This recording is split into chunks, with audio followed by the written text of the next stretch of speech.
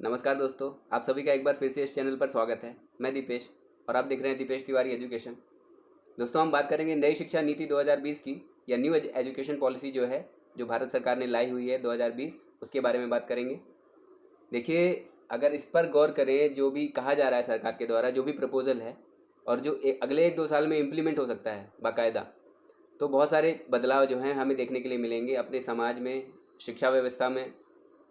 और बच्चे जो हैं कैसे अभी तक पढ़ते थे, टीचर्स उनको अभी तक कैसे पढ़ाते थे, हमारा बच्चों के प्रति जो दृष्टिकोण है वो भी बदलेगा। जब शिक्षा पूरी बदलने वाली है तो बर्डन जो है बच्चों को कम मिलेगा और वो खुशी खुशी सीखेंगे, फ़न वे पे सीखेंगे। ज़्यादा प्ले पे ज़्यादा फोकस किया जाएगा, रिसर्च पे ज़्यादा फोकस किया जाएगा, ना कि किताबी ज्ञान पे या रट्टा मार करके सीखने पे जो अभी तक आधारित होता था कि हम कोई भी क्वेश्चन आंसर जो होते थे वो जो टीचर्स हमको लिखवा देते थे वो अब हम रट लिया करते थे। और अगर हम वैसा ही एकदम लिखते थे तो भी हमें अच्छे मार्क्स मिलते थे, नहीं तो मार्क्स काट दिए जाते थे अगर हम अपने आप लिखते थे तो। जैसा किताबों में लिखा रहता था वैसा ही हम लिखते थे। आप भी इससे परिचित ही होंगे। और मान लीजिए जैसे हम कोई ऐसे लिखते थे तो जैसा हमको लिखवाया जाता था वैसा ही हम लिखते थे उसको रट करके। तो ये एक गलत बात थी, पूरी पूरी तरह से ये साइंटिफिक नहीं था बिल्कुल भी। देखते हैं कि बदलाव क्या क्या हुआ है। सबसे पहला बदलाव तो ये है कि जो मानव संसाधन विकास मंत्रालय है उसका नाम बदल के शिक्षा मंत्रालय कर दिया जाएगा। HRD ministry, human resource development ministry जो है उसका नाम बदल के एजुकेशन मिनिस्ट्री कर दिया जाएगा। तो सीधे तौर पे जो HRD मिनिस्टर कहलाते थे अभी तक वो शिक्षा मंत्री कहलाएंगे, ये एजुकेशन मिनिस्टर। दूसरी बात, जो 10+2 सिस्टम था वो होने वाला है 5+3+3+4। इसके ऊपर हम पहले ही चर्चा कर चुके हैं। अगर आपने वो वीडियो नहीं देखा है तो चैनल पर जाकर आप वीडियोज़ में सर्च करके देख सकते हैं और आई बटन पर क्लिक करके भी आप देख सकते हैं। उसमें हमने विस्तार से चर्चा की हुई है पूरे इसके बारे में, नई शिक्षा नीति के बारे में। उसके बाद जब हम सब्जेक्ट ऑप्ट करते थे, जैसे जब हम मैथमेटिक्स लेते थे, साइंस लेते थे, तो फिजिक्स केमिस्ट्री मैथ ही हमको पढ़ने के लिए मिलती थी, या फिजिक्स केमिस्ट्री बायोलॉजी पढ़ने के लिए मिलती थी। उसके अलावा आर्ट्स और कॉमर्स के लिए अलग सब्जेक्ट्स, सेलेक्टेड सब्जेक्ट्स होते थे। पर अब बदल कर ऐसा होने वाला है कि मैथ वाला जो स्टूडेंट है जिसने मैथमेटिक्स ली हुई है वो साथ में कॉमर्स के भी कुछ सब्जेक्ट पढ़ सकता है अगर वो चाहता है तो, आर्ट्स के भी कुछ सब्जेक्ट पढ़ सकता है, लैंग्वेजेस वो चाहे तो पढ़ सकता है।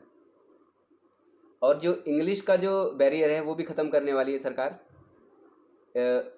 5 साल तक, कक्षा 5 तक कम से कम जो मदर टंग है, जो मातृभाषा है, उसमें पढ़ाई जाएंगी सारी चीज़ें।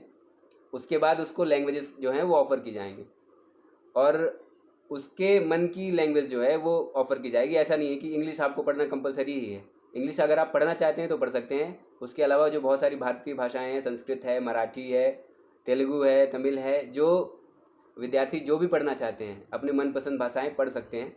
इंग्लिश का जो बैरियर है वो ख़त्म हो जाएगा। इंग्लिश किसी को पढ़ना है तो वो एज अ सब्जेक्ट पढ़ सकता है। कोई दबाव नहीं रहेगा कि आप इंग्लिश में ही बात कीजिए, इंग्लिश में ही आपको परफेक्ट होना बहुत ज़रूरी है। तो वो एक बैरियर ख़त्म होने वाला है। उसके अलावा जो रोट लर्निंग है, जो रट्टा मारने की जो हमारी आदत है, जो अभी तक हमारी जो टीचिंग लर्निंग प्रोसेस थी कि जो भी हमको पढ़वा दिया जाता था, जो भी लिखवा दिया जाता था बुक्स में, नोटबुक्स में, उसको हम लिख कर आते थे एग्ज़ाम्स में और तब मार्क्स मिलते थे हमको, तो वो ख़त्म करने वाले हैं। उसको कम से कम किया जाएगा और रिसर्च बेस्ड जो है एजुकेशन अब प्रोवाइड करवाई जाएगी बच्चों को। उसके अलावा लर्निंग बाय डूइंग, साइंटिफिकली एक अच्छा कदम है कि जो नॉलेज होगा वो परमानेंट होगा और उसको हम अपने जीवन से कनेक्ट कर पाएंगे, अपने जीवन में अप्लाई कर पाएंगे बच्चे। और साथ ही टीचर्स भी। एक बहुत बड़ा बदलाव ये है कि ये जो पूरी प्रोसेस है टीचिंग लर्निंग वो चेंज होने वाली है, क्योंकि अब बच्चे पहले जैसे ढंग से पढ़ते थे उस ढंग से नहीं पढ़ेंगे, नए ढंग से पढ़ेंगे। और टीचर्स को भी उसके हिसाब से अपने आप में बदलाव लाना पड़ेगा, क्योंकि उनको नए ढंग से पढ़ाना पड़ेगा।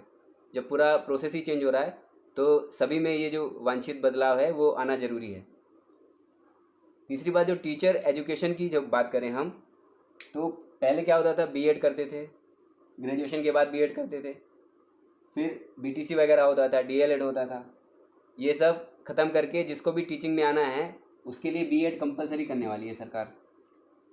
बीएड जो है मिनिमम एजुकेशन क्वालिफिकेशन है, आपको होना ज़रूरी है। वो 3 साल का होगा। 4 साल का एकीकृत बीएड का पाठ्यक्रम है जो वो आने वाला है अगले कुछ सालों में।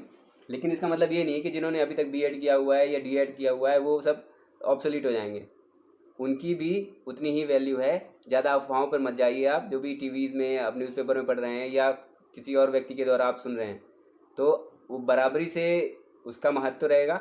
ऐसा नहीं है कि आप किसी काम के नहीं रहेंगे। अब आखिरकार हम ही, जो टीचर्स की जो कमी है हम में से ही पूरी की जाएगी, क्योंकि बहुत सारे ज़्यादा टीचर्स की डिमांड भी आएगी। और आपको बस इतना ध्यान रखना है कि जो चेंजेस हो रहे हैं उसके हिसाब से आप खुद को बदल पाएँ, अपने आप को अप्लाई कर पाएँ उस स्थिति में। बस इतना ही है, ज़्यादा घबराने की ज़रूरत नहीं है। तो ये जो बीएड है इसमें भी कई तरीके से हो सकता है बीएड। जैसे बीएड 4 साल का एकीकृत जो है इंटीग्रेटेड पाठ्यक्रम, ये तो है ही 12th के बाद जो होता है। उसके बाद अगर किसी ने ग्रेजुएशन किया हुआ है सीधे सीधे, तो वो 2 साल का बीएड कर सकता है। या किसी ने 4 साल का किया हुआ है, शोध भी किया हुआ है साथ में, ग्रेजुएशन के साथ कोई शोध किया हुआ है, बीटेक किया हुआ है, तो अगर वो टीचिंग में आना चाहता है तो फिर उसके लिए 1 साल का बीएड भी है। तो इस तरह से बीएड की भी हो सकता है अगर वो बाद में टीचिंग में आना चाहे तो बहुत सारे बदलाव जो हैं वो देखने के लिए हमको मिलेंगे। बस आपसे गुजारिश यही है कि आप समय के हिसाब से खुद को बदलिए और ये जो मौके आने वाले हैं उन सब का फ़ायदा उठाइए। तैयारी आप लोग अच्छी कीजिए। अभी जो सीटेट है, अभी जो एमपी टेट है, यूपी टेट है, अभी वो पूर्ववत ही है, उसमें कुछ भी बदलाव नहीं है। आप अच्छी तैयारी रखिए और सिस्टम में आइए, और जो आपका पैशन है टीचिंग का उसको आप फलीभूत कीजिए। अगर आपको मेरी बातें पसंद आई हों तो लाइक ज़रूर करिए, और चैनल तो आप सब्सक्राइब कर ही लेंगे, ऐसे मुझे पूरी आशा है आपसे। और अपने दोस्तों को शेयर ज़रूर कीजिए आप, और मुझे कमेंट भी ज़रूर किया कीजिए। मिलता हूँ आपसे अगली वीडियो में, तब तक के लिए आप सभी का धन्यवाद।